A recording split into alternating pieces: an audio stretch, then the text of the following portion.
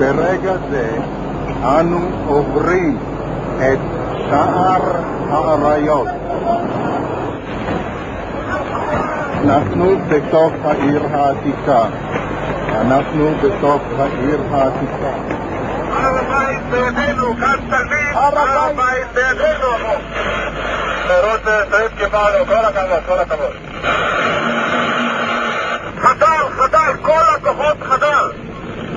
תחנות תלמיד, כאן מתלמיד, כל הכוחות חדל, תבוא. תחנות תלמיד. אתה אדוני, נחל ציון ובונה ירושלים.